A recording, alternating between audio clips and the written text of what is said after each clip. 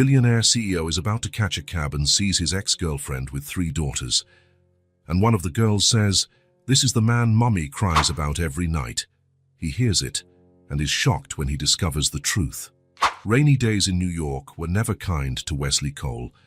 He was standing at the corner of Fifth Avenue, his Italian suit soaked despite the small shelter provided by the building's awning. Rain cascaded down the tempered glass of the commercial tower behind him, as though the sky itself were pouring out weeks' worth of pent-up water. Wesley raised his arm once more, trying to catch the attention of a taxi. But the yellow cabs went by full of passengers or simply ignored the drenched executive. His leather briefcase, purchased in Milan on his last business trip, was starting to darken around the edges from the relentless dampness. "Never carry an umbrella," his father always said, "and you'll never depend on anything but yourself." That advice, like so many others from old James Cole, proved useless when he needed it most. Work had consumed him for the last 72 hours. 3 days locked in a conference room, conducting the acquisition of a smaller but promising company. Wesley ran his own tech firm, which had grown from a tiny shared office into an empire occupying an entire 3 floors of the building behind him. In the past year, the company's stock had tripled in value, making him not just wealthy, but powerful. Yet none of that seemed important right now, drenched to the bone. Water running down his face as though the sky were trying to wash away everything he had built. His thoughts were interrupted by the muted glare of headlights from a taxi that finally stopped. Wesley stepped forward, hand already raised in thanks, when he realized the car was already occupied. The taxi stopped a few yards to his right, and the back door opened. That was when he saw her, Nina. The woman who got out of the taxi carried a colorful bag and held a small purple umbrella. Even in the rain, she still had that graceful way of moving, as if dancing with every step. Her hair, now shorter than he remembered, framed her face in dark waves that the rain quickly plastered to her forehead. Wesley felt his body freeze in place, unable to move, as time seemed to slow down. It had been 5 years since he'd last seen her. 5 years since he decided his career was worth more than their relationship. 5 years since he made the phone call that changed everything. Nina saw him too. Her brown eyes met his for a moment so brief it might have been his imagination. But her entire body stiffened in a way he knew well. She always did that when receiving news she disliked. From inside the taxi, a small hand emerged, holding another umbrella, this one lime green. Then a child stepped out. Then another, and then a third. 3 girls, and so alike they could only be triplets. All 3 wore different brightly colored raincoats, one red, one blue, one yellow, like tiny traffic signals standing out against New York's gray rain. Their features were unmistakably similar to Nina's, those same big eyes, the same shape of the lips. And something else, something that made Wesley's heart tighten with a strange feeling. Wesley felt the air leave his lungs. How long had it been? 5 years. The numbers started spinning in his head, numbers he tried to push away, but that refused to disappear. If these children belonged to Nina, and they obviously did, then when exactly?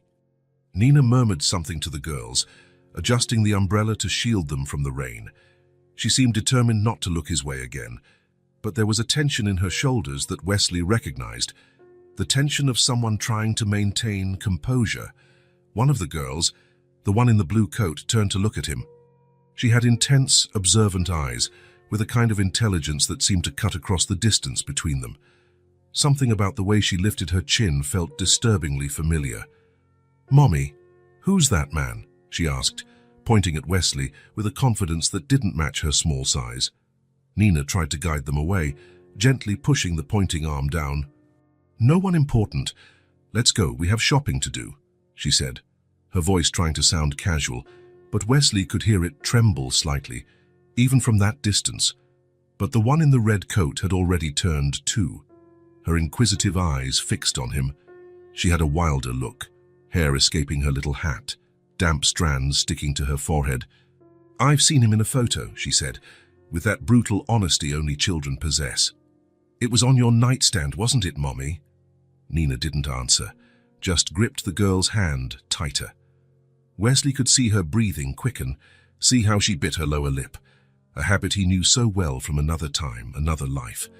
The third one, wearing yellow, quieter than the others, walked closer to her mother and held her hand. She seemed more observant, her eyes moving between Wesley and her mom, picking up on the tension in the air with an awareness beyond her few years. "That's the man who makes Mommy cry every night," she declared, in a voice so clear it cut through the sound of the rain like a sharp arrow. It was as if someone had thrown a bucket of ice water on Wesley, not the rain that was already soaking him, but something deeper, more cutting. The child's words, spoken with the blunt simplicity of childhood truth, hit him like a physical blow. His body reacted instinctively, taking a step toward them without thinking. "Nina," he managed to say, his voice nearly swallowed by the storm's roar. She finally looked at him, face to face. Her expression, which he had memorized years ago, line by line, had changed. More tired, stronger. The gentle girl he'd shared a tiny apartment with in Brooklyn had turned into a woman with defined lines around her eyes and firmness around her mouth.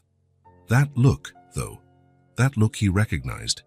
It was the same one she gave him on the last night they spent together when he announced he was leaving for California. A look that said, "You're hurting me, but I'm not going to show you how much." Nina said nothing. She just looked at him, and in that gaze Wesley saw 5 years of lonely nights, muffled cries into pillows, doubts and anger, and worst of all, a pain he had caused and then fled from, leaving her to deal with it alone. The girl in the blue coat tugged at Nina's sleeve. "Mommy, I'm hungry," she said, breaking the moment's tension. Nina blinked, as though waking from a trance, and turned her attention to her daughters. "Come on, girls," Nina said, her voice controlled, forcing itself to sound normal for the children. "We need to buy ingredients for dinner." Without another word or another look, she turned and began to walk away, the 3 small, colorful figures following her like ducklings after their mother. The girl in the blue coat looked over her shoulder one last time, her eyes fixed on Wesley with a curiosity that made him shiver. There was something in that gaze, something so familiar it hurt. The taxi drove off, splashing rainwater around his expensive Italian shoes, which now seemed absurdly costly and pointless. Drops trickled from the tip of his nose, from the edge of his chin, like involuntary tears his body shed for him. Wesley stood there, motionless under the downpour that now pounded his head with full force.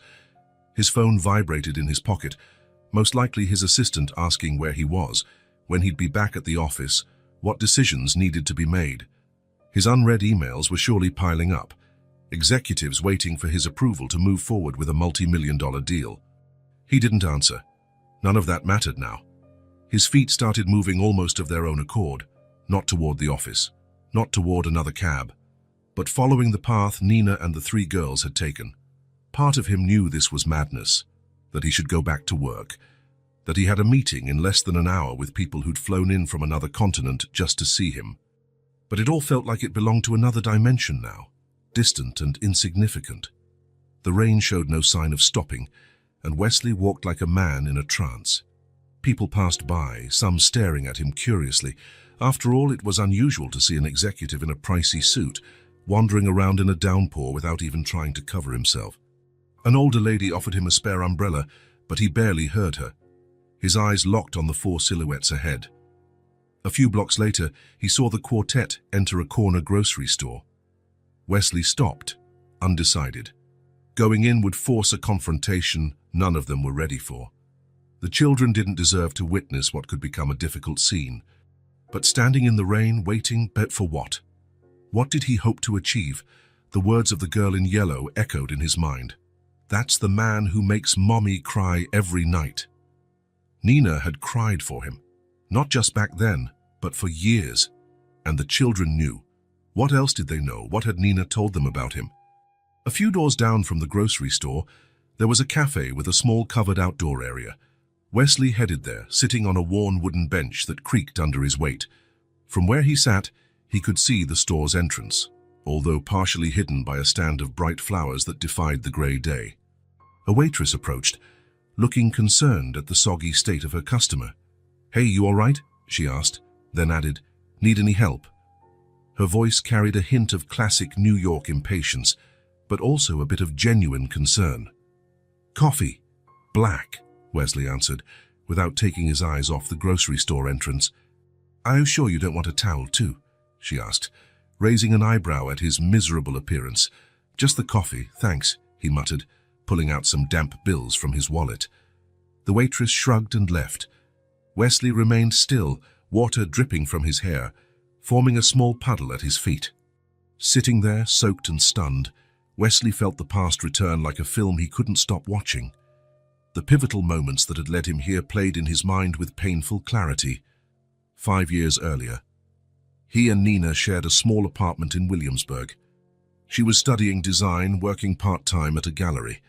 He had just launched his startup, spending sleepless nights coding, hoping to impress investors. They were young, in love, full of dreams. On good days, when he closed a small deal, he brought her flowers.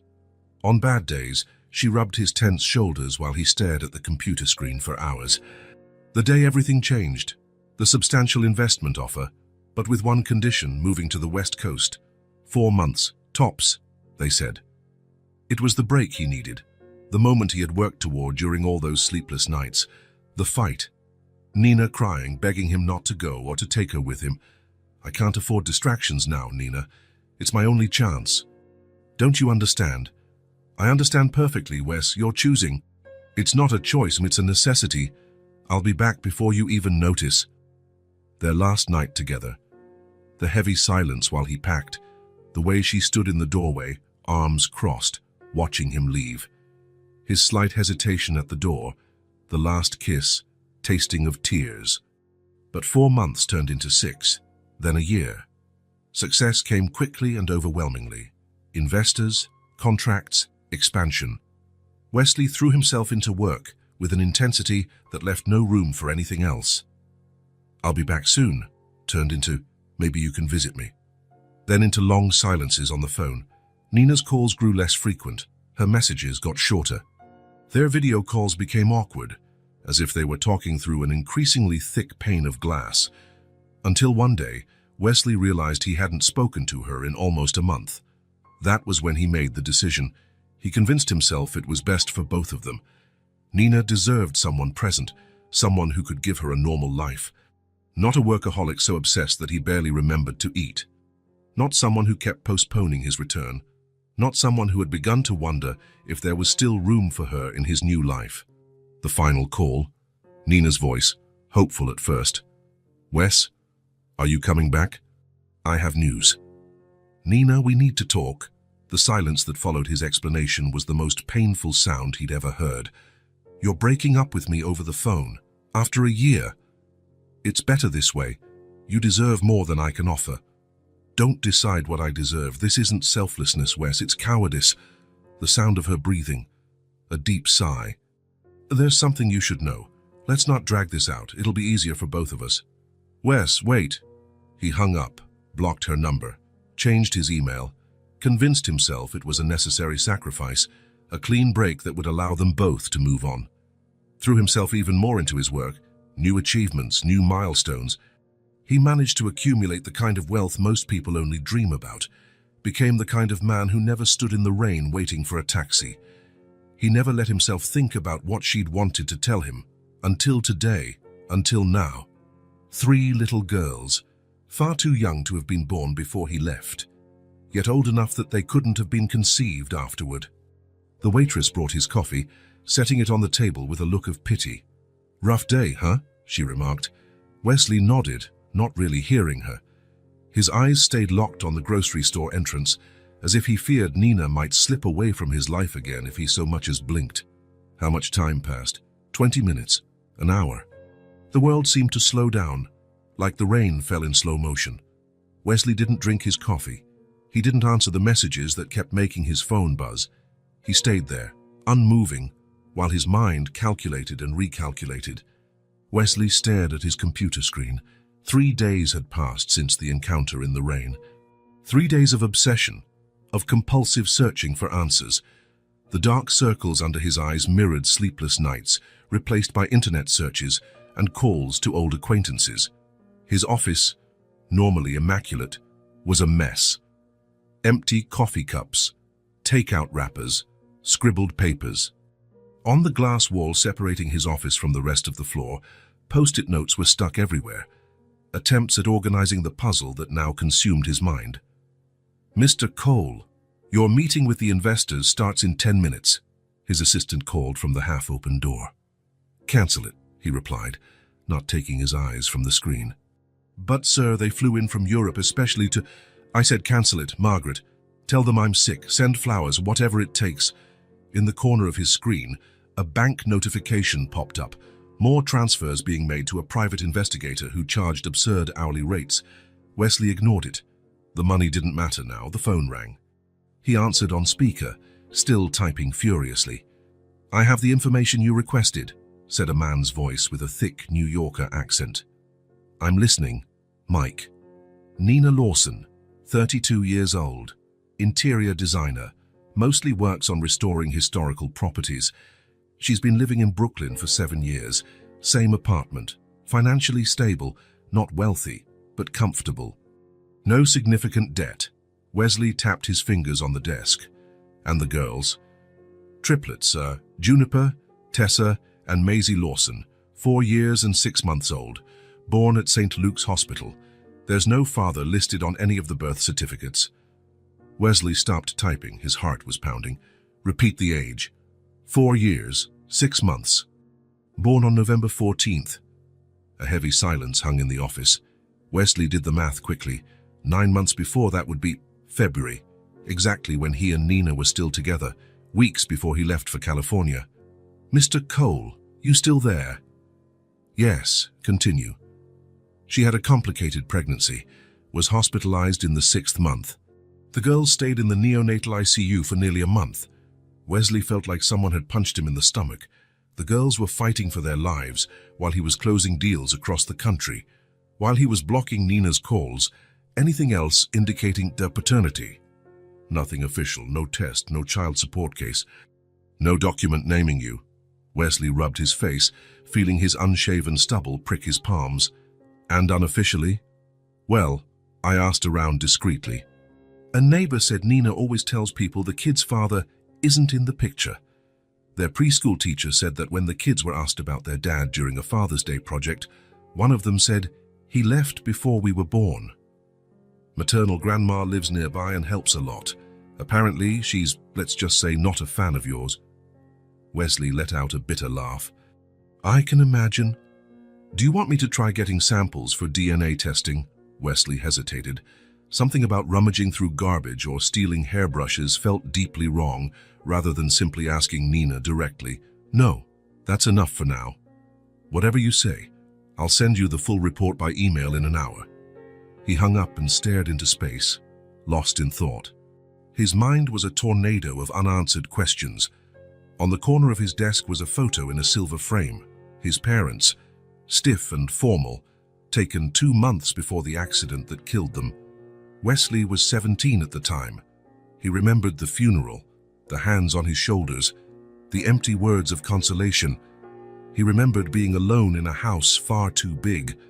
His father never knew he existed until his mother was 5 months pregnant. A brief relationship, an unplanned pregnancy. She only sought him out because she needed financial help. They never married, but his father provided financial support. There were Sunday visits, occasional vacations, a fatherhood scheduled into an executive's calendar. Was that what Wesley had done? Repeated his own father's pattern without even knowing it? No, it was worse. At least his father knew he existed.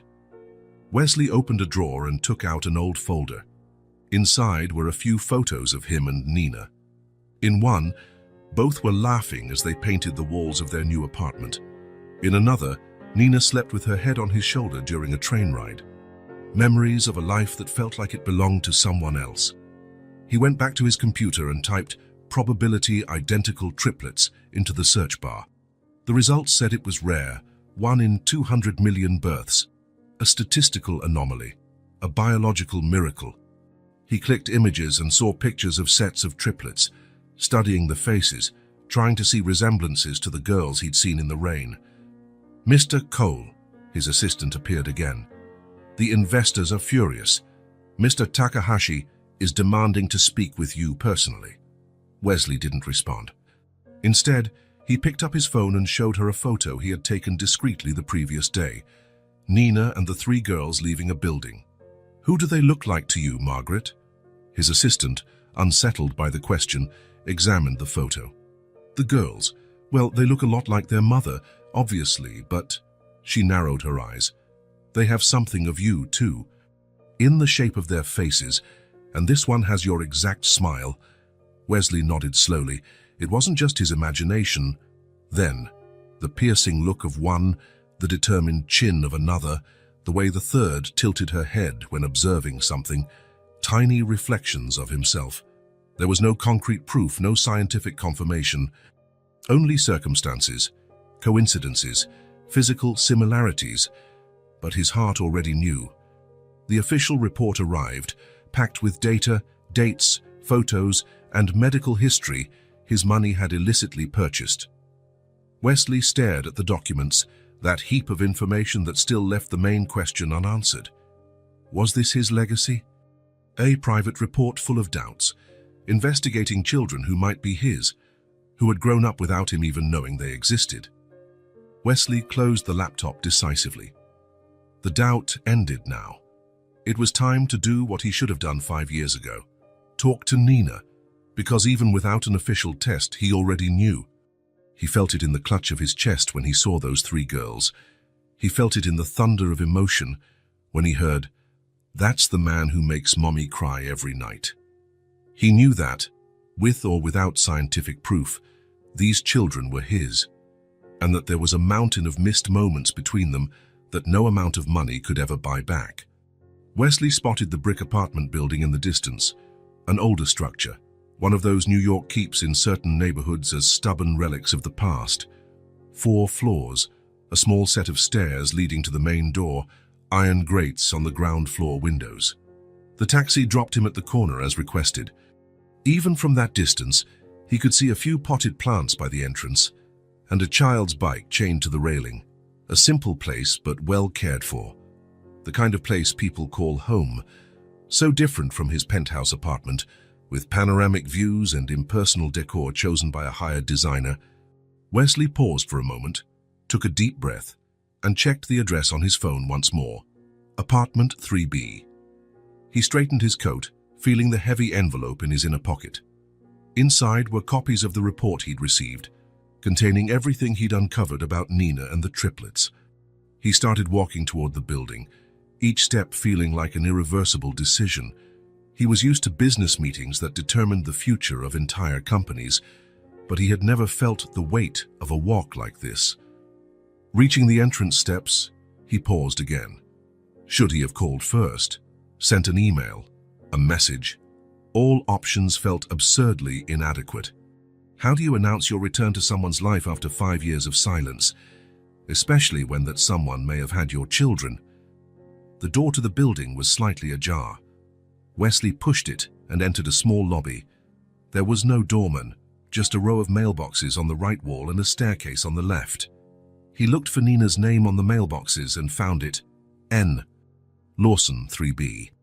He climbed the stairs slowly, trying to organize in his head what he would say. 2 flights, then 3. On the 3rd floor, he turned right and walked down the narrow hallway until he reached the door marked 3B. He hesitated again. Through the door, he could hear children's voices and a TV show or cartoon. Laughter. Life. He knocked 3 times, firmly but not aggressively. The sound of the TV inside the apartment faded, and he heard footsteps approaching. The door opened just a few inches, held by a security chain. Nina's brown eyes appeared in the gap, first surprised, then cautious. "What are you doing here?" she asked in a tense whisper. "We need to talk," Wesley replied, keeping his own voice low. "We have nothing to talk about," Nina said, starting to close the door. "Please, 5 minutes." The door stopped closing. Nina remained silent for a few seconds, then sighed. "Wait here." The door closed completely. Wesley heard movement inside the apartment, Nina speaking words he couldn't make out, followed by the sound of another door closing. A few moments later, the front door opened again, this time without the chain. Nina stepped into the hallway, shutting the door behind her. She was wearing jeans and a simple blouse, her hair in a messy bun, no makeup. More beautiful than he remembered. "They're watching cartoons in my room," Nina explained, crossing her arms defensively. "You have 3 minutes." Wesley nodded, accepting the limitation. "How are they?" he asked, genuinely interested. Nina raised an eyebrow. "Is that it? You show up after 5 years to ask how they are?" "No, How do you think they are, Wesley?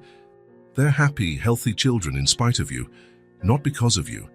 Her words hit him like stones, precise, painful, true. "I didn't know," he finally said. "I didn't know about them." Nina let out a bitter laugh. "Of course you didn't. You hung up when I tried to tell you, blocked my number, changed your email, vanished completely." "I know. And there's no justification for that." "No, there isn't." A heavy silence fell between them. On the other side of the door, a child's laughter could be heard. "They're my daughters?" Wesley finally asked, although he already knew the answer in his heart. Nina's face flickered slightly, as if the question itself were insulting. "Yes," she replied simply. Wesley closed his eyes for a moment, absorbing the impact of that single word. As much as he had suspected, hearing the confirmation made his world spin. "Why didn't you ever try to find me after? It wouldn't have been hard." "Pride, at first," Nina replied without hesitation. "Then for protection. They didn't need someone who might disappear again." Wesley nodded. It made sense. "I want to meet them, Nina." "No, they're my daughters too." "Now it's convenient. So you want in?" she asked, her tone icy. "Now that they're small and cute and haven't cost you a single sleepless night, you want to show up and play daddy?" Wesley took a step back, hit by the harshness of her words, but he couldn't deny there was truth in them. "It's not like..." "It is exactly like that. You weren't there when I had premature contractions. You weren't there when they stayed in the NICU for weeks. You weren't there for the sleepless nights, the birthdays, the colds, the shots, none of it.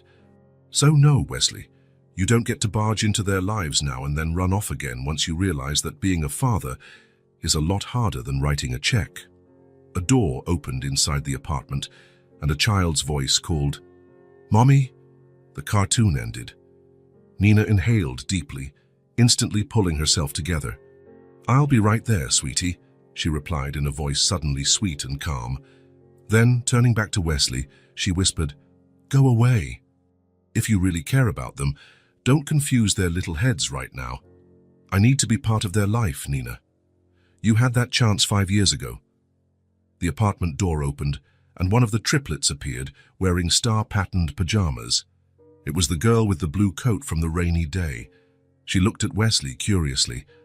"It's the man from the rain," she said, neither afraid nor hesitant. Nina quickly placed herself between them, smiling at her daughter. "Tessa, go back inside, please. I'll be there in a moment." "Is he coming in?" the girl asked, still looking at Wesley with those intensely observant eyes. "No, sweetheart. He's leaving now." Tessa glanced at Wesley one more time, as if assessing him, then shrugged and returned inside. Nina waited until she heard the child's footsteps fade, then turned back to Wesley. "Don't show up unannounced again, and don't try to use your money or influence to force a relationship. If you really want to help, deposit child support into the account you never opened for them and move on with your life." With that, she went back into the apartment and shut the door, leaving Wesley alone in the hallway, staring at the dark wood where his daughter's face had been moments earlier. He stood there for several minutes, motionless, processing everything that had happened. Then, slowly, he walked down the stairs and out of the building. The late afternoon sun was low in the sky, casting long shadows across the sidewalk. Wesley looked at his car parked across the street. His driver gave a discreet wave. He motioned for him to wait and started walking aimlessly. Nina's words echoed in his mind. He couldn't deny their truth. He hadn't been there. He didn't know what it was like to hold a baby who wouldn't stop crying at 3 in the morning. He didn't know the feeling of panic when a fever wouldn't go down. He'd never had to choose between paying rent or buying new clothes for kids who grew too fast.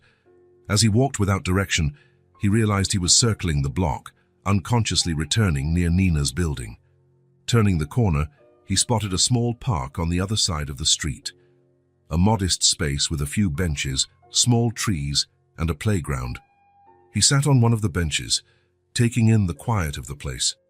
It was the kind of neighborhood park he rarely visited, more accustomed to the wide, touristy areas of Manhattan. He was about to stand up when he heard children's voices. He looked across the park and saw Nina leaving the building, accompanied by the three girls. Instinctively, Wesley moved behind a tree, watching from a distance. Nina was carrying a large bag, and the girls had small, colorful backpacks. They crossed the street, heading for the playground, all talking at once, pure energy in motion. From his makeshift hiding spot, Wesley watched them. Though identical at first glance, he now noticed differences among them. Not just in clothing, one wore a purple skirt, another blue shorts, and the third a yellow dress, but also in how they moved, spoke, and interacted with the world. The one in the purple skirt ran straight for the slide, climbing it with agility and confidence. At the top, she spread her arms as if she were about to fly, shouting with excitement before sliding down. The moment she landed, she was already racing back to climb again. The one in blue shorts went straight to the sandbox, but before playing, she neatly arranged her little beach toys, a bucket here, a shovel there, molds arranged by size. Her focused expression was almost comically serious for someone so small. The one in the yellow dress hung back a bit, first watching her sisters, then surveying the entire park as though assessing the environment. Then, unhurriedly, she walked over to a swing and sat down, gazing at the sky while swaying gently. Nina took a seat on a nearby bench, pulling a book from her bag, but her eyes rarely stayed on the page for more than a few seconds before checking on the girls. Wesley stayed there, motionless, taking in every detail. How the girl on the slide helped a smaller child climb up. How meticulously the one in the sandbox built her castle. The contemplative look of the one on the swing, as if silently conversing with the clouds. These were his daughters. His daughters. The reality of it finally hit him with full force. Not just an abstract concept, not just a responsibility or an obligation, but three real people, each one unique, each a complete little universe developing. As he watched, the girl on the slide, Juniper, he guessed from the report, ran up to Nina, babbling excitedly. Her energy was boundless, as if her tiny body could barely contain it. She bounced in place while speaking, unable to remain still. Nina smiled, replying with something that made the girl laugh before running off again. Tessa, the one in the sandbox, called her mom over to show off her creation. Her pride was evident, even from a distance. Nina walked over, admired the work, and said something that caused Tessa to nod seriously, as though receiving professional praise. The third girl, Maisie, remained on the swing, quietly observing everything. Her eyes took in each detail, each movement. At some point, her gaze passed by the spot where Wesley was concealed, and he had the eerie sensation that she could see him, even partially hidden behind the tree. Wesley checked his watch.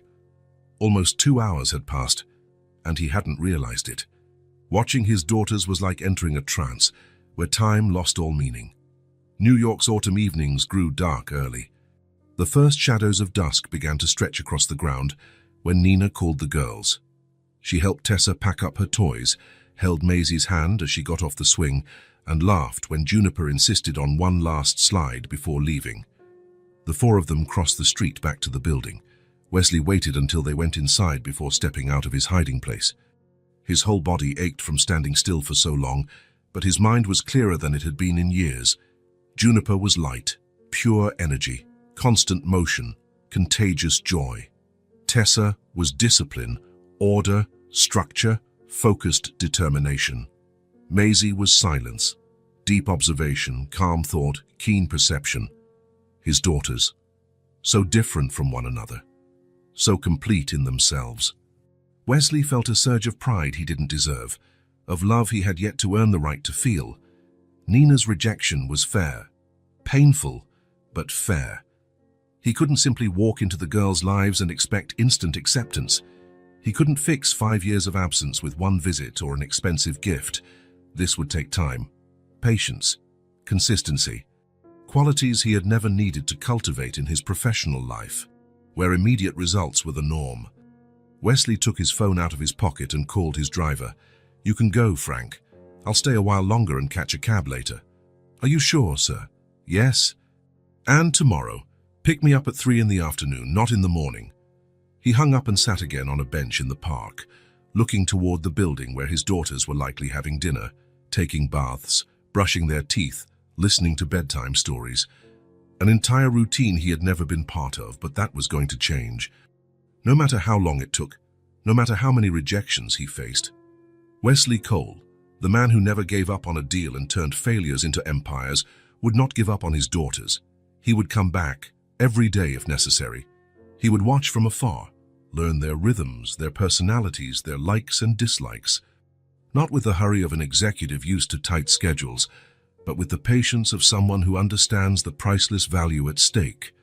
Because for the first time in his life, Wesley wanted something money couldn't buy, something his influence couldn't arrange, something his power couldn't create.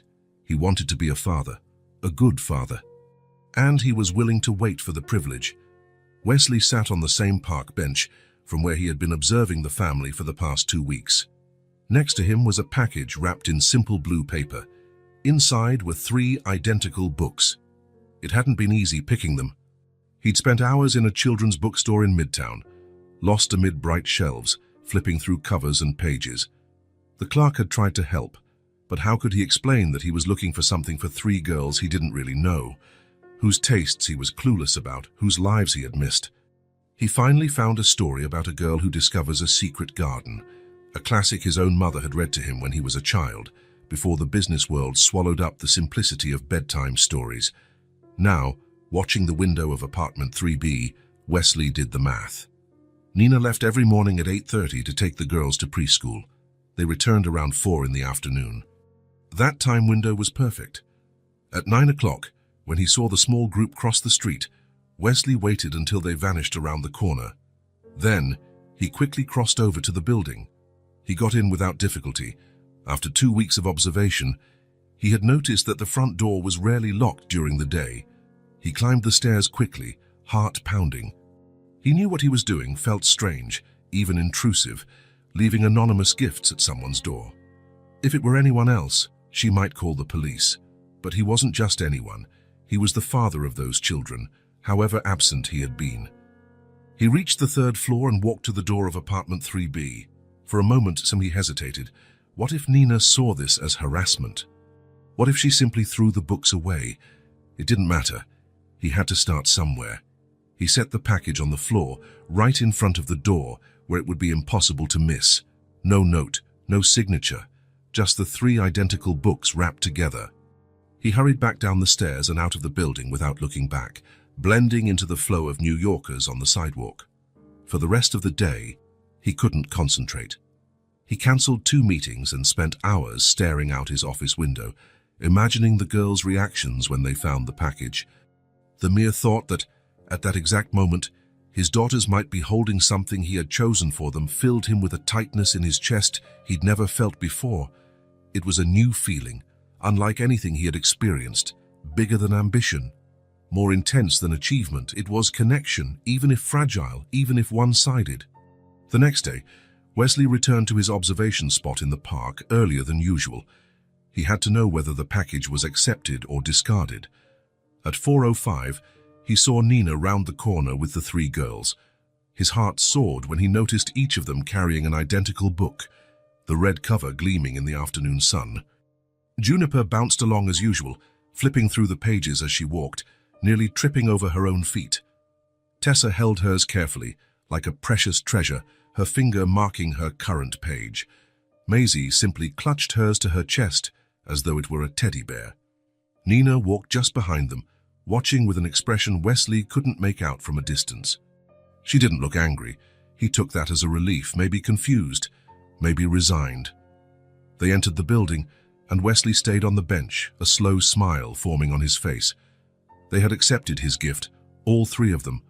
The following week, Wesley was back at the same place, same time. This time, Juniper was reading aloud from the book as they walked. She spoke theatrically. her hands gesturing, bringing the story to life. Tessa and Maisie listened attentively, occasionally interrupting with questions or comments. Nina, as always, walked a little behind, overseeing. But there was something different about her face that day, a softness that hadn't been there before. Her eyes were no longer cold stones but deep wells of contained emotion. Wesley felt an inexplicable wave of gratitude. She could have thrown the books away. She could have told the girls they came from a distant aunt or a kind teacher. She could have banned them from reading them at all, but she hadn't done any of that. Somehow, on some level, she had allowed this tiny thread of connection to form. A silent yes, almost imperceptible, but definitely there. In the weeks that followed, Wesley continued his vigil. The girls took the books to the park. Juniper acted out entire passages, transforming the simple wooden bench into a magical garden. Tessa drew maps of the garden from the story, carefully reproducing each detail. Maisie watched butterflies and bugs on the lawn as if searching for her own secret garden. One particularly clear day, from his usual bench, Wesley witnessed something that made his heart stop. Nina was reading to the girls. Her own copy of the book. He had left a fourth one in the package, never imagining she would actually keep it. They were all sitting on a large blanket spread over the grass, the girls leaning forward, absorbed in the story their mother read. He could hear fragments of her voice carried by the breeze. "When you plant a seed of joy." Something inside him bloomed at that moment, like the garden in the story. A space that had remained closed and neglected now received the first rays of sunlight after a long winter. That night, for the first time in years, Wesley dreamed, not about acquisitions or mergers, not about growth charts or financial reports. He dreamed of a garden where 3 little girls ran among wildflowers, their laughter echoing like music, and he was there, kneeling in the rich soil, planting something precious, something that would grow for years, decades, something that no fortune could buy. When he woke, Wesley understood what had changed. For the first time since he'd discovered the girls, he no longer felt that desperate urgency to make up for lost time, to force an immediate relationship. Now there was patience, the kind of patience gardeners know well, a deep understanding that some things can't be rushed, that some seeds need time to germinate, that some flowers only bloom when they're ready. The girls had accepted his gift. Nina had allowed it. That was enough for now. The first silent yes, the first half-open door, the first planted seed. The books had been just the beginning. In the next 2 weeks, Wesley left other small gifts at the door of apartment 3B. 3 simple jigsaw puzzles, all with the same number of pieces but different images, a set of crayons and drawing pads, 3 small colored flashlights that projected stars onto the ceiling. Everything anonymous, everything in triplicate, always without a note. His lawyer had suggested formalizing the situation. "We can file for paternity recognition, establish visitation, define support," the man had said, as if discussing a standard corporate merger. Wesley refused. That would turn something that should feel natural into something legal, cold eye imposed. He wanted to earn access to his daughters' lives, not invade with a court order. He wanted to be accepted, not merely tolerated. Today, as on all other days over the past few weeks, Wesley sat on the same park bench, watching the building. It was a sunny Saturday, the kind of day that made New Yorkers flock outside to enjoy the good weather before autumn gave way to winter. 3 weeks ago, he would have spent a Saturday like this golfing with investors or having lunch at an exclusive restaurant overlooking Central Park. Now, he was sitting on a worn-out bench in jeans and a simple shirt, hoping to catch a glimpse of 3 little girls who didn't even know who he really was. At some point, he took a rubber ball he'd bought at a convenience store out of his pocket and began tossing it idly, just to occupy his hands. It was red and blue, the kind that bounces high when thrown on the ground. The building's front door opened, and Wesley straightened on the bench. Nina came out first, followed by the triplets, all wearing shorts and t-shirts, light clothes to enjoy the unexpected autumn warmth. As always, he observed the subtle differences among them. Juniper wore a unicorn print shirt and purple shorts. Tessa had her hair pulled back in a neat ponytail, and wore blue shorts with a plain white tee. Maisie, in yellow shorts, had a small flower tucked behind her ear. The girls were carrying something Wesley couldn't quite see from a distance. It seemed to be, yes, the books he had left for them. His heart skipped a beat. They were still reading them weeks later. The small group crossed the street toward the park, but instead of heading to the playground as usual, the girls ran to the open, grassy area on the left. Nina sat on a nearby bench, taking a book from her bag. She seemed more relaxed today, less on guard, allowing the girls a bit more freedom. Wesley continued tossing the ball up and down, trying to appear casual. The girls had sat on the grass, each with her book, forming a small circle. He could hear their high-pitched voices drifting through the air, but not enough to discern the words. And then the unexpected happened. The ball slipped from his hand, bounced high, and rolled toward the girls. Wesley stood up immediately, but hesitated. If he went after the ball, he'd have to approach them. Nina would see him, and maybe that would ruin everything. Perhaps it was better to just leave the ball. Too late. Juniper had already noticed the red and blue ball rolling toward her. She jumped up and grabbed it, then looked around for the owner. Her eyes locked with Wesley's, and he saw the exact moment of recognition on her face. It was the man from the rain, the man who watched from afar. For a moment, Wesley hoped she would simply throw the ball back and return to her books. Instead, to his surprise, Juniper started walking toward him, holding the ball, an inquisitive smile lighting up her face. "Is this yours?" she asked when she was close enough. Wesley nodded, unable to speak at first. It was the first time he'd heard one of his daughters speak directly to him, without the filter of distance. "Sorry, it got away," he finally managed to say. Juniper looked at the ball in her hands, then at him, assessing. "You're the man from the rain," she stated, not as a question but as a fact. Wesley swallowed hard. "Yes, that's me." "Are you following us?" she asked, with that direct honesty only children have. "No," he answered quickly, then corrected himself. "Maybe a little. I live nearby." Juniper seemed to accept that explanation without question. She glanced over her shoulder at her sisters, who were still sitting with the books, now watching the interaction with interest. "Wanna play?" Juniper asked, raising the ball. Wesley's heart felt like it was going to explode in his chest. An invitation, a small, precious invitation into their world. "I'd love to," he replied, getting up from the bench. Juniper flashed a wide grin and ran back to her sisters. Wesley followed, acutely aware that Nina was surely observing, but not daring to look in her direction. The other two girls stood up when Juniper approached. Wesley stopped a few steps away, worried about scaring them. "He's gonna play with us," Juniper announced, as though it were the most natural thing in the world. Tessa, always the cautious one, eyed him with curiosity and a bit of reserve. "Mom said not to talk to strangers," she reminded them. "But he's not a stranger," Juniper insisted. "He's the man from the rain, and he lives close by." Wesley felt a wave of panic. At any moment, Nina could step in and stop this. At any moment, he could lose this fragile chance. "So your sister is right," he said, crouching to their level. "You shouldn't talk to strangers. My name is Wesley. What are your names?" "I'm Juniper," said the girl with the unicorn shirt. "This is Tessa, and that's Maisie. We're triplets." "Triplets?" Wesley feigned surprise. "That's really special." Maisie, who had been observing quietly, took a step forward. "Did you give us the books?" she asked in a soft but clear voice. The question caught him off guard. How did she know?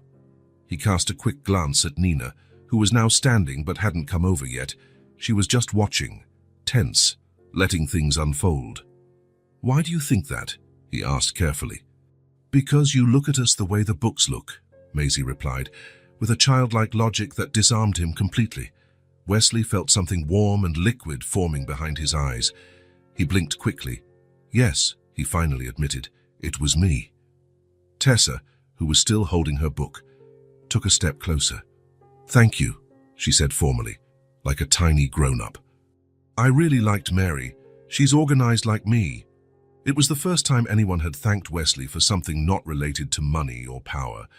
He couldn't even recall it happening before. The impact of that simple thank you was greater than any applause he'd ever received after a corporate speech. "You're welcome," he replied, his voice slightly choked. "Let's play," Juniper insisted, bouncing the ball on the ground. They formed a circle, and Juniper explained the rules of a game she seemed to be inventing on the spot. Something about throwing the ball and naming an animal before passing it along. The game began simply, with Wesley tossing the ball gently and naming common animals. Soon, though, Juniper started hopping while throwing. Tessa demanded they list animals in alphabetical order, and Maisie giggled every time Wesley tried to catch particularly tricky throws.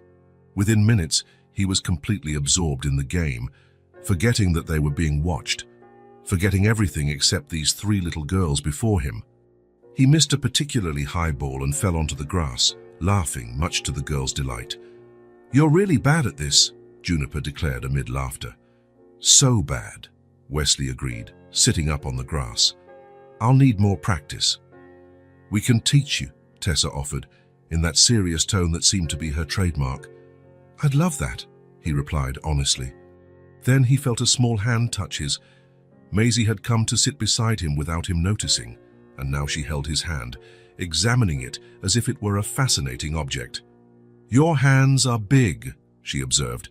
"I guess they are," Wesley said, almost afraid to move, worried any motion might make her pull away. Maisie kept holding his hand, apparently content with the contact. Juniper, unable to stay still for long, started running in circles around them, humming a made-up tune. Tessa sat on the other side of Wesley, still clutching her book. "How did you know we'd like these books?" Tessa asked, looking at him with those eyes that seemed to see more than they should. "It was a guess," Wesley answered. "My mother used to read that story to me when I was little." "Does your mum still read to you?" Juniper asked, pausing her running for a moment. "No," Wesley said, smiling sadly. She's not here anymore." "Did she go to heaven?" Maisie asked, still holding his hand. "Yes," he confirmed. "A long time ago." "That's sad," Juniper declared, sitting in front of him and completing the circle again. "Do you have a dad?" "No," Wesley replied. "Not anymore either. But it's okay. It's been a long time." The three girls looked at him with identical expressions of sympathy, and Wesley felt a wave of love so intense that it might burst his chest. These three kids, who barely knew him, were offering more genuine compassion for the orphan he'd once been than any adult in his life ever had. "We don't have a dad either," Juniper said. "Juniper," Tessa scolded her. "Mum said not to talk about that with people." "But he doesn't have parents either," Juniper argued. "It's kind of the same." Wesley found himself frozen, heart pounding. What should he say? How should he respond? "Everyone has a father," he finally said carefully, "even if he doesn't live with you." The girls seemed to ponder this. "Do you know our mom?" Tessa asked after a moment of thought. "Yes," Wesley admitted. Knowing honesty was better. "We used to be friends." "Are you friends now?" Maisie asked, gazing at him with those eyes that seemed to penetrate far deeper than he wanted. Wesley looked toward Nina, who was now slowly approaching the group, her face a mix of emotions he couldn't fully decipher. "We were," he answered truthfully. "I'm trying to be again." The three girls appeared satisfied with that answer. Juniper jumped up again, unable to remain seated for long. "Let's play more," she exclaimed, grabbing the ball. Nina arrived just then. Wesley braced for a confrontation, for her to pull him away. To his surprise, she just stood there, observing. "Mom!" Juniper cried excitedly. "This is Wesley. He played ball with us, and he gave us the books." Nina looked at Wesley for a long moment. "I know who he is," she finally said in a neutral voice. "He said you guys used to be friends," Tessa commented, glancing between the adults curiously. "We were," Nina confirmed after a brief hesitation. "And now?" Maisie asked, always perceptive. Nina glanced at her daughter, then at Wesley, who was still holding Maisie's hand. "Now we're figuring it out," she replied. Wesley felt something loosen in his chest. It wasn't forgiveness, it wasn't full acceptance, but it was space, it was possibility. "Girls, it's almost snack time," Nina said. "Can Wesley have a snack with us?" Juniper asked immediately. "Not today," Nina replied gently but firmly. We have to go to Grandma's house, remember? The girls gathered their books and belongings, looking disappointed. Maybe another day, Nina added, surprising both Wesley and the girls. Promise? Juniper asked, looking at her mother with pleading eyes. We'll see, Nina answered diplomatically. Tessa approached Wesley, who was now standing. Thanks again for the books, she said. Will you come back tomorrow? If your mom doesn't mind, Wesley replied, looking at Nina. Nina held his gaze for a moment, then gave a barely perceptible nod. 3 o'clock, she said, at the playground. Not more than an hour. Wesley felt a surge of gratitude so strong it nearly made him dizzy. Thank you, he said sincerely. Maisie, who still hadn't let go of his hand, gave it a small squeeze before finally releasing it. It felt like sealing a deal, a silent promise. Bye it, Wesley, Juniper shouted, already running toward the park exit. See you tomorrow, Tessa said, following her sister at a calmer pace. Maisie just smiled, a small smile more apparent in her eyes than on her lips, before trailing after her sisters. Nina gave Wesley one last look, somewhere between caution and reluctant acceptance, before heading after the girls. Wesley stood there for a long time, watching them go. His entire body seemed to pulse with a new energy. For years, his life had been defined by what he acquired, what he accumulated, what he built from a distance. Today, for the first time, he experienced what it meant to truly take part, not control, not direct, not influence, but simply be present, vulnerable, authentic. A simple game of catch on the grass, a small hand wrapped around his, a genuine thank you for something that truly mattered. He was no longer the distant man, the watcher, the stranger in the rain. For the first time since he'd bumped into Nina on that rainy afternoon, Wesley Cole was simply a man taking part in the lives of 3 little girls. A man who threw a ball, who laughed, who missed catches, who tumbled, who hugged. A man trying to learn how to be a father. And tomorrow, at 3 o'clock, he would get another chance to keep learning. 3 weeks had passed since that first ball game in the park. 3 weeks of almost daily meetups, always at the same time, always at the same place. 3 weeks in which Wesley had become a constant presence in the triplets' afternoons. A routine fell into place more naturally than he could have predicted. At 3 o'clock, Wesley would arrive at the park. By 3:10, Nina showed up with the girls. By 4:15, he'd say goodbye, promising to come back the next day. Nina rarely joined in their play, staying a few yards away, reading a book or working on her tablet, watching, always watching. He learned the name of every doll, each favorite story, each small fear. He learned that Juniper hated carrots, that Tessa arranged her colored pencils by size and hue, that Maisie whispered to butterflies when she thought no one was looking. Nina's initial reserve began to soften, not in big gestures, but in small concessions. A coffee offered on a cold day, a casual comment about Tessa's progress in reading, a reluctant smile when he tripped trying to show the girls how to do a somersault. It was almost peaceful, almost normal. As if they were building a gentler version of reality, where the painful past was just a faded blur. But Wesley knew it was only temporary peace, built on shaky foundations. A house of cards that a strong gust could topple, because the truth hung between them, unspoken but ever present. He had left once, he could leave again. That Friday afternoon, Wesley arrived at the park a few minutes early, as usual. He brought 3 little bundles of recycled paper he had prepared following an online tutorial. He wanted to show the girls how to plant sunflower seeds in the paper and then transfer them directly into soil. To his surprise, Nina was already there, sitting on a bench alone, without the girls. His stomach tightened immediately. Something had changed. "Where are they?" he asked as he approached, trying to keep his voice casual, masking the sudden fear that she had decided to end their meetings. "They're with my mother," she said, indicating the bench beside her. "We need to talk." Wesley sat down, placing the seed paper package next to him. His entire body felt tense, bracing for whatever was coming. This was it, the end of the unspoken truce, reality catching up with the fragile bubble of normalcy they'd created. "I'm listening," he said, meeting her gaze directly. Nina took a deep breath as though preparing to plunge into deep waters. "This isn't easy for me," she began, watching a group of pigeons pecking a few yards away. "Seeing you with them, seeing how much they like you." Wesley nodded, waiting for the blow. "They talk about you all the time now," Nina went on. "Wesley said this. Wesley showed us that. You've become this big hero in their eyes." He felt equal parts pride and fear at her words. "Is that bad?" he asked, uncertain. Nina finally looked at him, her eyes full of complex emotions. "It could be," she said honestly.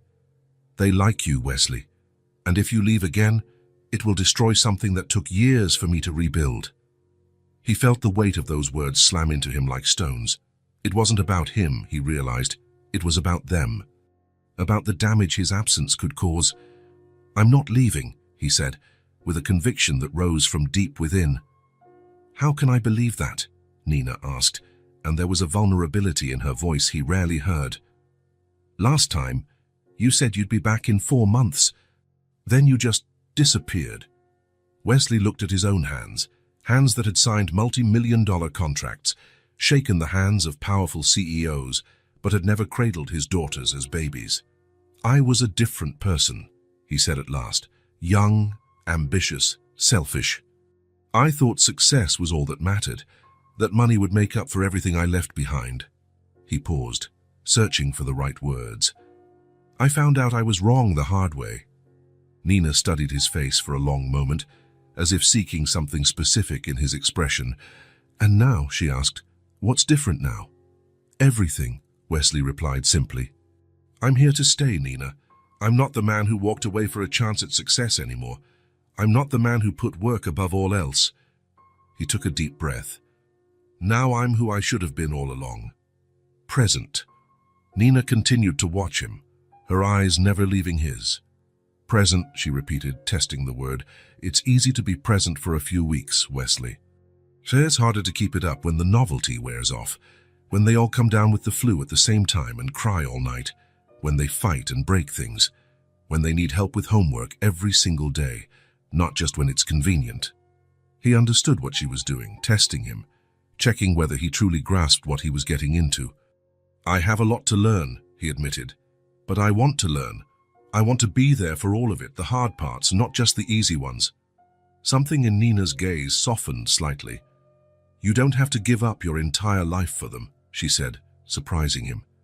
"I know you have a company to run, responsibilities. I don't expect you to become a full-time dad overnight. But I want to," Wesley said, with a conviction he didn't know he had until that moment. "I've built an empire that can operate without me hovering every second. I have competent executives, managers, assistants. I'll work from home when necessary. I'll delegate more. I'll do whatever it takes." Nina looked at the sky for a moment, then back at him. "They're your daughters," she finally said, her voice calm but firm. "Not just biologically. They're parts of you that grew up without you. And now, they want you in their lives." Wesley felt the weight of that truth he already suspected, but which was now openly acknowledged between them. Not as an accusation or burden, but as a reality that had to be recognized before they could move forward. "I know," he said, his voice a little shaky, "and knowing that obligates me. It obligates me to be better."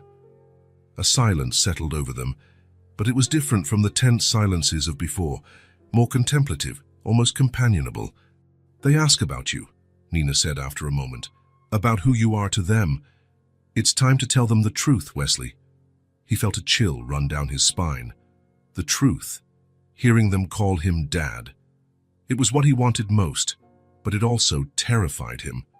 What if he wasn't good enough? What if he let them down again? "Will they accept me?" he asked, exposing his vulnerability in a way he never would under any other circumstances. "They already do," Nina replied with a small smile. "They just don't know exactly what they're accepting yet." Wesley nodded, taking in the meaning of her words. "When?" he asked. "This weekend," Nina replied. "Sunday. I'm making lunch at my place. You come over and we tell them together, like responsible adults, like parents." The word hovered between them, heavy with significance. Wesley felt a wave of gratitude so intense that he could barely speak. "Thank you," he finally whispered, "for giving me this chance. I know I don't deserve it." "It's not for you," Nina answered honestly. "It's for them. It always was for them. Everything I've done for the last 5 years was for them." "I know," Wesley said, "and I'm forever grateful." Nina checked her watch. "I need to pick them up at my mom's," she said, standing. "Sunday at noon. Don't be late." "Never again," Wesley promised, aware she'd understand the broader meaning of those words. Nina started to leave, then paused and turned around. "Just so you know, my mother still doesn't like you." Wesley laughed, a surprising sound in that moment. "I don't blame her. I wouldn't like me either, if I were in her place." "She'll need time," Nina warned. "I have all the time in the world now," he replied. Nina nodded and walked away through the park. Wesley remained sitting, watching her go, feeling a strange mix of fear and hope. On Sunday at 11:45, Wesley stood before the door of apartment 3B, holding a small pot with a sunflower plant. He'd thought about bringing fancy gifts, expensive toys, but in the end he chose simplicity, a sunflower for them to plant together. He knocked, taking a deep breath to calm his nerves. It was surprising how this moment made him more anxious than any business meeting ever had. Nina opened the door, wearing a simple dress and her hair down. "Punctual," she noted with a slight smile. "Come in." The apartment was exactly as he'd imagined, warm, organized but lived in. Walls covered with the kids' drawings, shelves full of books, plants on the windowsills, a real home, not a glossy magazine spread. The triplets were in the living room, sitting on the floor around the coffee table, drawing. Their heads snapped up in unison when he walked in. "Wesley!" Juniper exclaimed, jumping to her feet. "You came for lunch," he smiled, his heart pounding. "I did," he confirmed, "and I brought something we can plant together." "A sunflower," Tessa noted, coming closer to inspect the plant. "It'll grow really tall." "Taller than you?" Maisie asked, joining her sisters. "Much taller," Wesley assured her, handing Nina the pot. "Sometimes taller than a grown-up." The girls seemed fascinated by the idea. Nina placed the pot on the kitchen windowsill and began bringing dishes to the table. "Can I help?" Wesley offered. "You can set the table with the girls," she replied. "They know where everything goes." The next few minutes were spent in a sort of domestic dance completely new to Wesley. The girls showed him where the silverware, glasses and napkins were. Juniper insisted he fold the napkins in a special way. Tessa double-checked that each place setting was correctly aligned. Maisie placed a small flower next to each plate. When everything was ready, they sat down to a surprisingly normal lunch. Nina served a vegetarian lasagna, which the girls devoured with enthusiasm. Conversation flowed naturally, with Juniper dominating as usual, telling stories about school, asking questions, laughing loudly. After dessert, a simple pudding the girls had helped make, Nina exchanged a meaningful look with Wesley. It was time. "Girls," Nina began, her voice calm yet serious. "Remember you asked who Wesley is?" The three nodded, eyes curious and darting between the adults. "And I said we were friends," Nina continued. "That's true, but it's not the whole truth." Wesley felt his heart pounding like a drum in his chest.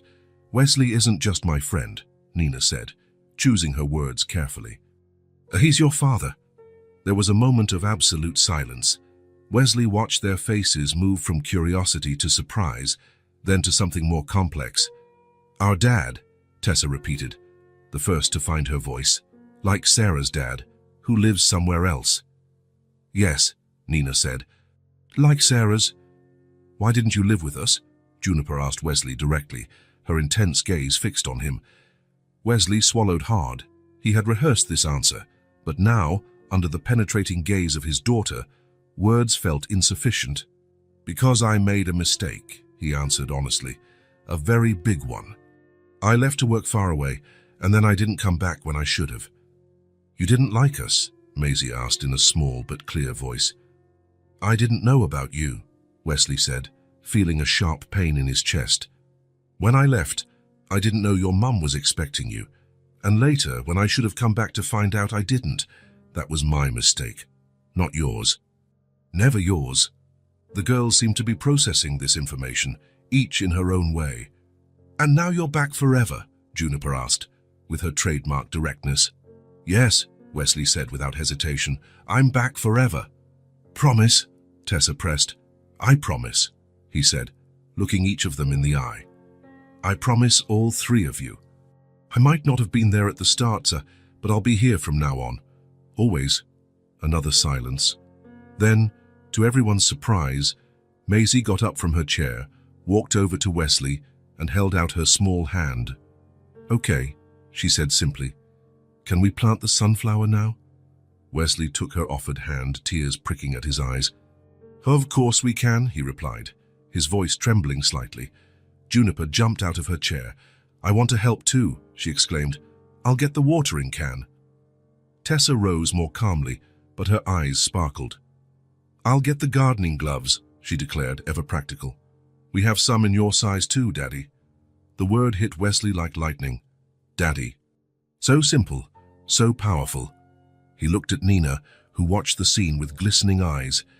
Thank you, he mouthed silently to her. Nina just nodded, allowing herself a small smile. As the girls rushed off to gather what they needed to plant the sunflower, Wesley stayed seated, trying to absorb the enormity of the moment. He had entered this apartment as a stranger, a visitor. He would leave as a father. The weight of that truth was immense, but for the first time in his life it was a weight he did not want to put down, a weight that anchored him, gave him meaning, completed him. Now he knew, and knowing compelled him to be the father his daughters deserved. To never again run away, never again put work above family, never again choose the easy path. It compelled him to be better each day, for them, for Nina, and finally, for himself. 2 months had passed since Wesley officially became part of the triplets' lives as their father. 2 months of shared dinners, activity-packed weekends, and bedtime reading sessions. 2 months of constant learning, small adjustments, and daily discoveries. The girls had adapted to the new reality with the impressive flexibility of children. For them, it seemed natural that the man who played in the park now formed part of their daily life. Wesley was now Dad, a word that still made him choke up whenever he heard it. He and Nina had established a routine that worked surprisingly well. Every Sunday lunch was at her place, every Wednesday dinner was at his penthouse. The other days were decided as needed. They didn't live together, nor did they plan to in the near future. They were rebuilding a co-parenting relationship before anything else. On this Sunday afternoon, Wesley arrived at Nina's apartment with 3 small telescopes. The forecast promised clear skies, and he planned to take the girls up to the building's rooftop to watch the stars. He knocked, hearing the excited chatter of his daughters on the other side.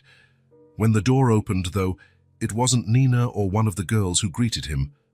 Instead, he found himself face to face with a woman of about 60, her grey hair in a severe bob, her sharp eyes assessing him coldly. "So it's you," she said, her tone containing more judgment than curiosity. Wesley swallowed hard, instantly recognizing her. Evelyn Lawson, Nina's mother, the triplets' grandmother. The woman who, according to Nina, would need a lot of time to accept him. "Mrs. Lawson," he greeted, extending a hand. "It's a pleasure to finally meet you." Evelyn eyed his outstretched hand as though it might be contagious, but after a moment's hesitation, she gave it a brief shake. "Come in," she said, stepping back from the door. "Nina's almost done making lunch." "The girls are in the living room." The tension in the air was palpable as Wesley walked in. The triplets ran over to him, thrilled with the telescopes he carried, but even their usual energy seemed subdued under their grandmother's watchful gaze. "Daddy, Grandma came to have lunch with us," Juniper announced.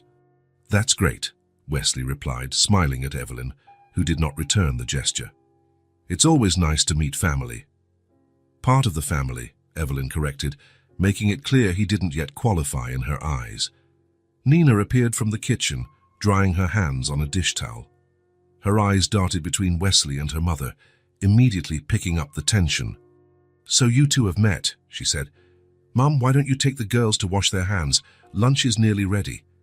Evelyn nodded and guided her granddaughters to the bathroom, not without casting another critical look at Wesley. "I'm sorry," Nina whispered once they were alone. "She showed up unexpectedly. I didn't have time to warn you." "It's okay," Wesley replied, though they both knew it wasn't entirely true. "She has every right to be protective." Lunch was a delicate balance between the children's natural joy and Evelyn's silent hostility. The triplets, unaware of adult tensions, chatted non-stop about school, the telescopes, anything that crossed their minds. Wesley responded enthusiastically, fully aware of Evelyn's eyes on him at all times. After dessert, Nina suggested the girls show Evelyn the new books Wesley had bought. "Actually," Evelyn said, placing her napkin on the table, "I'd like to speak with Wesley, alone." Nina looked at her mother apprehensively. "Mom..." "It's all right, Nina," Wesley reassured her. "I don't mind." Nina hesitated, then nodded. "Girls, come help me get the table ready for coffee." Once they were alone, Evelyn and Wesley stared at each other for a long moment. He waited, knowing she had something specific to say. "You have a lovely family here," Evelyn finally said, her tone contradicting the gentleness of her words. "Her family you abandoned when they needed you most." Wesley didn't attempt to defend himself, it was the truth. "I know," he answered simply. "Do you really know?" she pressed, leaning slightly forward. "Do you know what it's like to hold your daughter's hand while she gives birth to 3 premature babies? To watch her cry every night because she's terrified and alone? To see little children grow up without a father because he was too busy building his empire?" Each word was a knife, precisely aimed. Wesley felt every single one, but he kept his eyes on hers. "No," he admitted honestly. "I don't, and I never will, because that time is gone." Evelyn seemed slightly taken aback by his response. Perhaps she expected defensiveness, excuses, apologies. "You disappeared when she needed you most," Evelyn went on, her voice lower but no less intense. "When she cried the most tears, had the most doubts, felt the most fear." "You're absolutely right," Wesley agreed. "And there's nothing I can do to change the past. All I can do is be here now and in the future." Evelyn studied him as though searching for deceit in his words. "People don't change, Mr. Cole," she finally said. "Not really. Deep down, we remain who we've always been." "I disagree," Wesley replied, keeping his tone respectful but firm. "People can change when something shakes them to the core. For me, it was seeing my daughters for the first time, realizing I'd missed 5 years I could never get back, understanding what really matters." Before Evelyn could respond, Nina returned to the room with the girls. She looked from her mother to Wesley, sensing the tension. "Everything okay?" she asked, her tone making it clear she was ready to intervene if needed. Evelyn turned to her daughter. "We were just laying some cards on the table," she replied. Nina glanced at Wesley, who gave her a subtle nod, indicating it was under control. "Mom," Nina said, her voice surprisingly firm, "I know you want to protect me, to protect the girls. But this time, I decide if he stays, and I'm letting him." Evelyn stared at her daughter for a long moment, then shifted her gaze to Wesley. "I sincerely hope you prove me wrong," she said, though her tone suggested she wasn't confident in that outcome. "I hope so too, Mrs. Lawson," Wesley replied calmly. The triplets, sensing something important was happening, gathered close to their parents. Juniper, always the bravest, stepped forward. "Grandma, don't be mad at Daddy," she pleaded, her small voice resolute. "He makes really good pancakes." The simplicity of the child's logic broke through part of the tension. The corner of Evelyn's mouth almost twitched into a smile. "Pancakes, huh?" she asked, looking down at her granddaughter. "Yes, with fruit inside," Tessa confirmed, chiming in. "And he doesn't use too much syrup like Mommy does," Maisie added, always noticing the details. Evelyn looked at her 3 granddaughters, then at her daughter, and finally at Wesley. She remained stern-faced, eyes still full of suspicion. But there was something new now, a small crack in her wall, a tiny glimmer of possibility. "We'll see," she said at last. It wasn't acceptance, it wasn't forgiveness, but it was room for him to prove himself, a narrow, hazardous path, but a path nonetheless. And for now, that was enough. Wesley had transformed the office in his penthouse into a space for the girls. Pastel-toned furniture, shelves filled with books and toys, a large magnetic board on the wall for them to draw on. The perfect spot for weekends when they stayed with him. On this sunny Saturday, the triplets were playing on the penthouse's spacious terrace. Wesley had set up a table with paints, brushes, and large sheets of paper. He watched, fascinated by how each girl approached the task so differently. Juniper painted with fast, sweeping motions, vibrant colors spreading across the paper, sometimes spilling onto the table. Her hair had purple streaks where her fingers had absently touched it. She hummed as she worked, occasionally pausing to show off a detail or ask for feedback. "Look, Daddy, I made a rainbow unicorn," she exclaimed, holding up the sheet for him to see. "That's the most colorful unicorn I've ever seen," Wesley said, smiling at the vivid splash of colors that vaguely resembled an animal. "I love how you used all those colors together." Juniper beamed and went back to painting with renewed enthusiasm. Next to her, Tessa worked with intense concentration, the tip of her tongue peeking out of the corner of her mouth. Her paper was divided into precise sections, each containing a different element. A sun in one corner, perfectly spaced clouds, a house with symmetrical windows. "It's looking very organized, Tessa," Wesley commented as he moved closer. "I like how you planned everything out." Tessa nodded without looking up, focused on adjusting the house's roof to make it just right. On the opposite end of the table, Maisie worked quietly. Her paper showed only a few lines, seemingly random at first glance, but upon closer inspection, it revealed an abstract sketch of a face. It was surprisingly sophisticated for a child so young. Wesley studied it for a moment, drawn in by the expressiveness of the simple lines. "Maisie, this is incredible," he said, genuinely impressed. "You have real talent. You've captured so much emotion in just a few lines." Maisie's eyes lit up at the praise, a small smile appearing on her lips as she continued adding a few more strokes to the drawing. "Whose face is that?" Wesley asked, curious. Maisie looked at him with those eyes that seemed to see far more than they should. "It's you," she replied simply. Wesley felt his heart clench.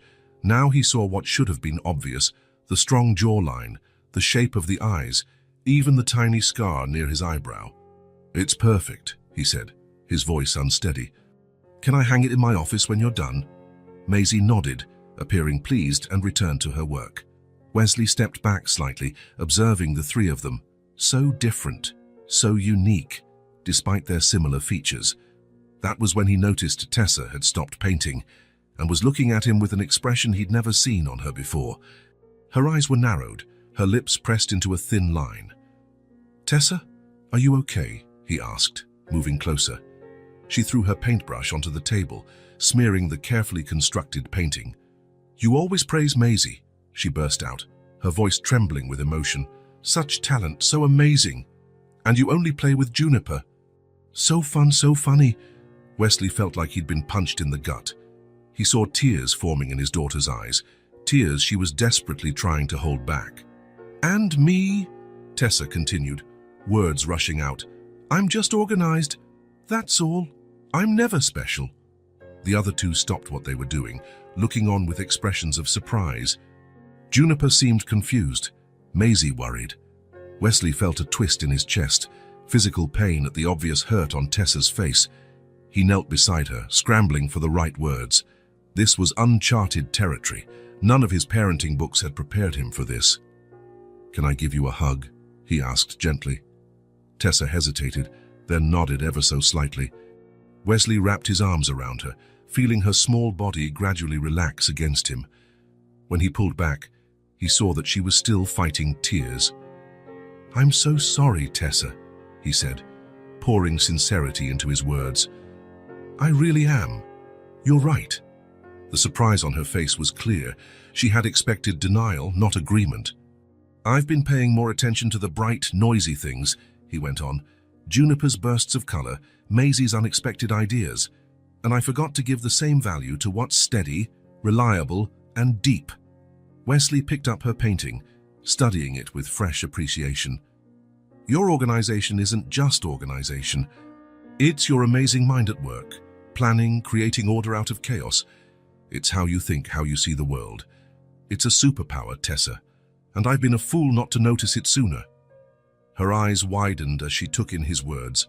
I promise I'll do better, Wesley vowed. Because loving you three doesn't mean giving out equal praise or attention. It means seeing each of you for who you really are, listening to what each of you needs. He looked at all three girls, including them in his next words. You may be triplets, but you're three different people with three different hearts, and my job as your dad is to get to know each one. Tessa studied him closely, weighing the sincerity in his face. After a moment, she gave a small nod of acceptance that meant everything. Can I show you something else I made? She asked timidly. Of course, Wesley said, sitting beside her. Tessa opened her backpack and took out a meticulously organized notebook. Inside were lists, calendars, detailed plans. I like organizing stuff, she explained. I make plans for everything. Wesley flipped through the pages, impressed by the detail and care. There was a layout for the triplets' upcoming birthday party, still months away. A gift list she wanted to give her mom and sisters for Christmas. A map of the zoo with the most efficient route to see every animal. This is extraordinary, Tessa, he said, genuinely amazed. Your mind works in a way mine never could. You see patterns, build structures. That's an incredible talent. Her face lit up with a smile that made Wesley's heart swell. I can help you organize stuff, she offered. If you want. I'd love that, Wesley replied honestly. In fact, I have a project that desperately needs someone with your skills. That evening, when Nina came to pick the girls up, she found Wesley and Tessa spread out at the dining table, sorting through photos and memorabilia for a large album. What are you two doing? Nina asked curiously. We're organizing memories, Tessa said proudly. To make up for lost time. Nina looked at Wesley, who gave her a smile mixed with sadness and hope. Tessa's teaching me how to bring order to chaos, he said, something I clearly need. Later, after the girls had gone, Wesley sat alone, reviewing the work he and Tessa had started. An album with each page reserved for future photos, placed next to older pictures of Nina pregnant. The newborns in the hospital, first birthdays, first words, moments he hadn't witnessed, but which Tessa was helping him discover, organize, and understand. He realized then that being a father wasn't just about loving his daughters, it was about learning to love each one in the way she needed. Duplicate paragraph in the original text, maintaining structure as requested. Wesley had transformed the office in his penthouse into a space for the girls. Pastel-toned furniture, shelves filled with books and toys, a large magnetic board on the wall for them to draw on, the perfect spot for the weekends when they stayed with him. This sunny Saturday, the triplets played on the penthouse's spacious terrace. Wesley had set up a table with paint, brushes, and large sheets of paper. He watched, enchanted by how differently each one approached the task. Juniper painted with quick, sweeping movements, vibrant colors covering her sheet, often spilling onto the table. Her hair bore purple streaks where her paint-covered fingers had brushed against it. She hummed while working, stopping now and then to show off a detail or ask for an opinion. Look, Daddy, I made a rainbow unicorn, she exclaimed, raising her paper so he could see. That's the most colorful unicorn I've ever seen, Wesley replied, smiling at the vibrant blur of colors that vaguely resembled an animal. I love how you combined all those colors. Juniper grinned broadly and resumed her enthusiastic painting. Beside her, Tessa painted with intense focus, the tip of her tongue peeking from the corner of her mouth. Her sheet was divided into precise sections, one corner for the sun, perfectly spaced clouds, a house with symmetrical windows. It's looking very organized, Tessa, Wesley commented, leaning in for a better look. I like how you planned out the whole picture. Tessa nodded without looking up, absorbed in adjusting the house's roof to make it exactly right. At the opposite end of the table, Maisie worked quietly. Her paper showed only a few lines, seemingly random at first glance, but which revealed a more abstract face on closer inspection. It was surprisingly sophisticated for someone her age. Wesley observed for a moment, fascinated by the expressiveness of those simple strokes. Maisie, that's amazing, he said, genuinely impressed. You really captured a lot of emotion with just a few lines." Maisie's eyes sparkled at the compliment, a faint smile touching her lips as she continued, adding a few more strokes to the drawing. "Whose face is that?" Wesley asked, curious. Maisie glanced up at him with those deep, knowing eyes. "It's you," she answered simply. Wesley felt his heart clench. Now he saw what should have been obvious: the strong jawline, the shape of the eyes, even the tiny scar near his eyebrow. "It's perfect," he murmured, voice thick with emotion. "Can I hang it in my office when you're finished?" Maisie nodded, satisfied, and returned to her art. Wesley stepped back slightly, taking in all three of them, so different, yet so uniquely themselves. Then he noticed Tessa had stopped painting and was staring at him with an expression he'd never seen on her face before. Her eyes were narrowed, her lips tight. "Tessa, is something wrong?" he asked, moving toward her. She tossed her brush onto the table, smearing her carefully rendered painting. "You're always praising Maisie," she exploded, her voice trembling. "She's so talented, so incredible, and you only play with Juniper. So fun, so funny." Wesley felt as though he'd been punched. He saw tears welling in Tessa's eyes, tears she was fighting to hold back. "What about me?" Tessa continued, words tumbling out. "I'm just organized. That's it, I'm never special." The other two froze, watching with wide eyes. Juniper looked confused, Maisie worried. Wesley's chest tightened. It was physical pain to see Tessa in such distress. He knelt beside her, searching for the right words. This was entirely new territory, something none of his parenting research had prepared him for. "Is it okay if I hug you?" he asked gently. Tessa hesitated, then gave a tiny nod. Wesley wrapped his arms around her, feeling her rigid little body slowly relax. When he pulled back, he saw she was still blinking back tears. "I'm so sorry, Tessa," he said with all the sincerity he had. "You're absolutely right." Her eyes flashed with surprise. She had expected denial, not agreement. "I've been paying too much attention to bright, loud things," he explained. Juniper's flashes of color, Maisie's unusual ideas. "I forgot to give the same value to what's steady, reliable, and quietly deep." He picked up her painting, looking at it with fresh respect. "Your organization isn't just organization. It's your brilliant mind at work, planning, creating order out of chaos. It's how you think, how you see everything. It's a superpower, Tessa. And I was a fool not to see that." Her eyes widened slightly, digesting his words. "I promise I'll do better," Wesley vowed, "because loving you three doesn't mean giving the same praise or attention equally. It means seeing each of you for who you really are, and listening to what each of you needs." He glanced at all three sisters, making sure they each felt included. "You may be triplets, but you're three different people, each with a different heart. My job as your dad is to get to know every single one." Tessa studied him, gauging his sincerity. After a moment, she nodded, a small gesture with big significance. "Can I show you something else I did?" she asked quietly. "Of course," Wesley said, sitting next to her. Tessa opened her backpack and pulled out a neatly arranged notebook. Inside were lists, calendars, and detailed plans. "I like organizing," she said. "I plan for everything." Wesley flipped through the notebook, impressed by its complexity and care. There was a detailed layout for the triplets' birthday party months away, a gift list for her mom and sisters for Christmas, even a map of the zoo with the most efficient path to see all the animals. "This is remarkable, Tessa," he said, genuinely in awe. "Your mind works in a way mine never could. You recognize patterns, create structures. It's an amazing gift." Her face lit up with a grin that made Wesley's heart swell. "I can help you organize stuff," she offered. "If you want." "I'd love that," Wesley said earnestly. "I actually have a project in desperate need of someone with your talent."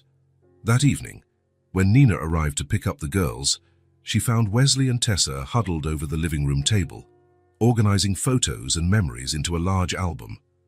"What are you two up to?" Nina asked, intrigued.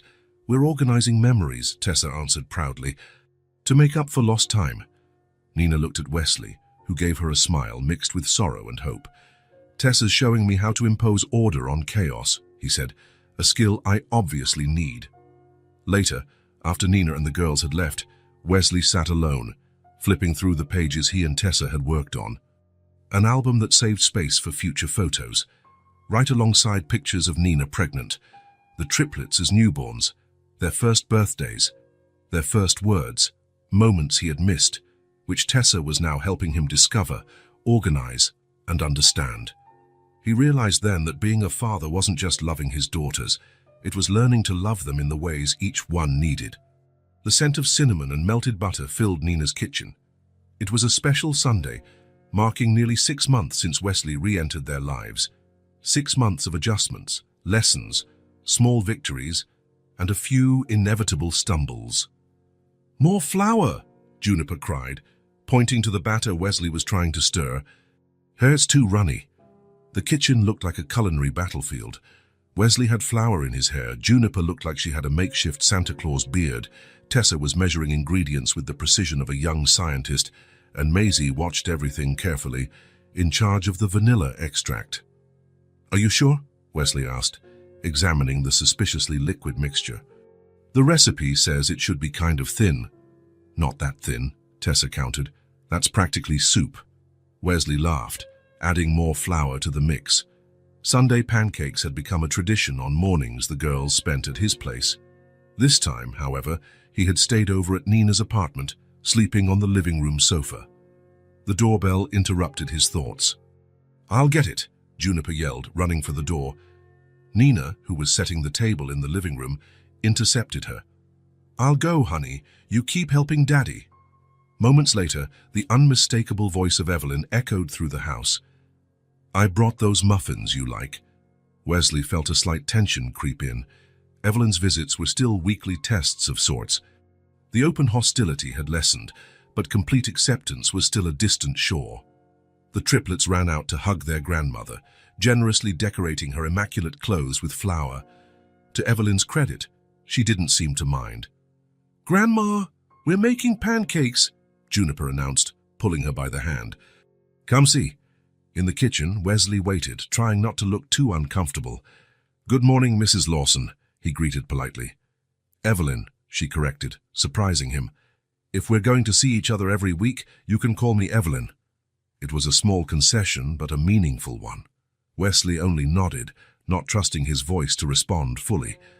"These pancakes look interesting," she remarked, eyeing the soupy batter. "We're still perfecting the technique," Wesley said, as he flipped one pancake that promptly morphed into a shapeless blob in the pan. "Both the technique and the recipe," Tessa added with comedic seriousness. Evelyn stepped closer, analyzing the situation with a practiced eye. "It's too runny," she observed, "and the burner's way too high. Pancakes need medium-low heat." She extended a hand, a gesture of someone used to taking charge. "May I?" In the minutes that followed, Evelyn took command with the efficiency of a drill sergeant. She added more flour, a bit of baking powder Wesley had completely forgotten, turned down the heat, and soon was producing perfect golden circles. "Now you try," she said, handing him the spatula. Wesley's next attempt wasn't perfect, but it was undeniably a pancake. "Better," she conceded with a slight nod.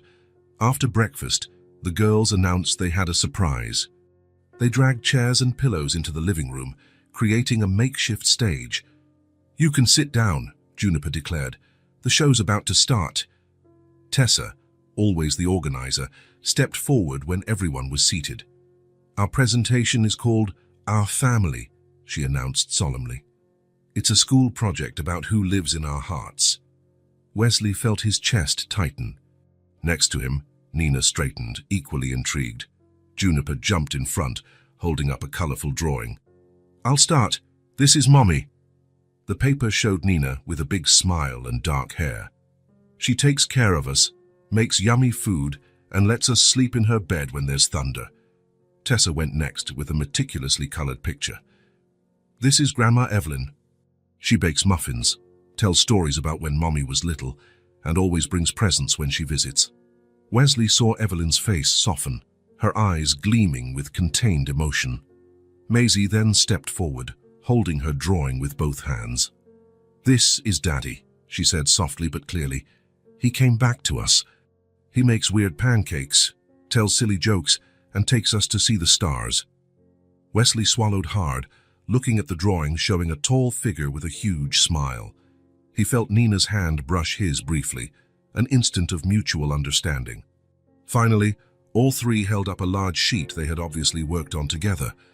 It showed a house with 4 hearts inside, 3 small, 1 larger, and 4 figures holding hands. "And this is our family," they announced in unison. A moment of emotional silence followed. Nina was the first to recover, standing up to applaud. Wesley and Evelyn joined in. "We have presents," Juniper exclaimed, running off to the bedroom. They gave Wesley a special drawing, 4 hearts inside a little house. On the back, and each girl had printed her name in unsteady handwriting. "You can take it to work," Tessa explained, "so you remember us when you're gone." Wesley hugged the 3 of them, at a loss for words. The morning went by in a series of small moments. After lunch, when it was time for the girls' Sunday nap, Evelyn approached Wesley in the kitchen where he was finishing up the dishes. For a moment, she observed him silently. In earlier times, she would have left with a short goodbye. This time, she came closer to the counter. "You still mess up," she said at last, her tone lacking its usual hardness. "But now you stick around to fix it." Wesley stopped what he was doing, meeting her gaze. It was the closest thing to an endorsement he had ever received from her. Not a warm hug or a welcome to the family, but something deeper, an acknowledgement of his persistence, his willingness to learn, to improve, to remain. "Thank you," he said simply. "Next Sunday, I can teach you the proper pancake recipe," she offered, adjusting her scarf. "If you'd like. I'd like that very much." After Evelyn left and Nina briefly went out for a client meeting, Wesley sat on the couch flipping through a magazine. He heard soft footsteps and saw Maisie come in, rubbing her sleepy eyes. Without a word, she climbed onto the couch and snuggled against him as if it were the most natural thing in the world. "Couldn't sleep?" he asked quietly. "I dreamed about stars," she murmured, yawning. Wesley wrapped his arm around her, amazed at the child's effortless trust. It was one of those moments that still caught him by surprise, the casual closeness, the complete acceptance only children offer. A few minutes later, as Maisie was drifting back to sleep, she opened her eyes briefly. "Mommy doesn't cry anymore," she whispered, with that startling clarity she sometimes had. Wesley felt a lump in his throat. "Me neither," he whispered back. Maisie smiled before returning to slumber. Wesley stayed still, soaking in the warmth of that little body and the bond that had been denied both of them for so long. When Nina came back, she found them like that. Wesley on the couch with Maisie asleep on his lap. A look of peace on his face she had never seen before. Their eyes met. Nina said nothing, but her shoulders relaxed from a tension she might have carried for years. And at last, she smiled, not just with her lips, but with her entire being. A smile starting at her shoulders and rolling through her like a wave of relief. Wesley was no longer the man who left, the one who put success first. He had become the father who stayed, the father who learned daily, the father who made flawed pancakes, tied clumsy braids, forgot doll names. But who was there? Every day. He hadn't become a father the day he found out about them. He became a father the day he chose to love and remain. When he understood that true commitment lies in small daily acts, in the steadiness that builds trust step by step. In a love that, once it finds fertile ground, grows its roots deeper each passing day. If this story touched your heart, subscribe to the channel and turn on notifications so you don't miss the next ones. Leave a like because it helps this story get recommended to more people. See you in the next story.